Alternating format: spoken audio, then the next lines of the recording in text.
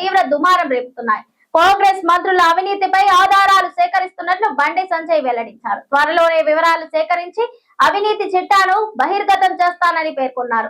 ఇక మంత్రులకు కొందరు ఐఏఎస్లు సహకరిస్తున్నారు. వారి అవినీతి దందాలు కూడా త్వరలోనే బయటికి తెస్తామని తెలిపారు. తెలంగాణలోని కాంగ్రెస్ ప్రభుత్వంపై బీజేపీ నేత కేంద్ర హోంశాఖ సహాయ మంత్రి బండి సంజయ్ చేసిన వ్యాఖ్యలు ఇప్పుడు తీవ్ర దుమారం రేపుతున్నాయి. కాంగ్రెస్ మంత్రుల అవినీతిపై ఆధారాలు సేకరిస్తున్నట్లు బండి సంజయ్ వెల్లడించారు.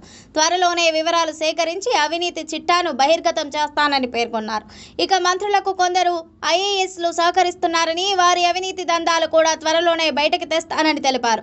మరోవైపు రాష్ట్రంలో బీజేపీని అడ్డుకోవాలని ప్రయత్నిస్తే వారి సంగతి చూస్తామని తీవ్ర హెచ్చరికలు జారీ చేశారు.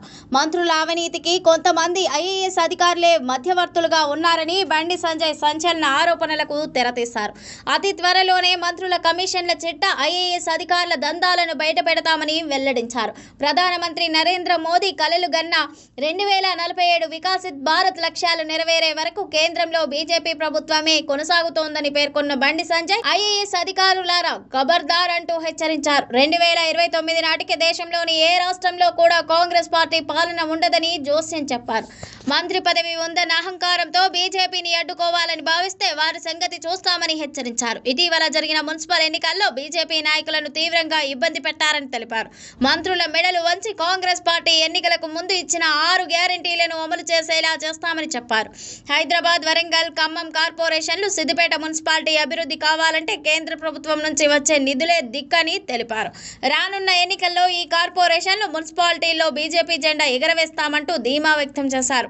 గత 2 ఏళ్ల కాంగ్రెస్ పాలనలో జీహెచ్ఎంసీ పరిధి తట్టమూర కూడా పోసిన దాఖలు లేవని, హైదరాబాద్ నగర ప్రజల అందరూ ఏకమై రేవంత్ రెడ్డి ప్రభుత్వంపై తిరగబడే రోజులు దగ్గరలోనే ఉన్నాయంటూ పేర్కొన్నారు.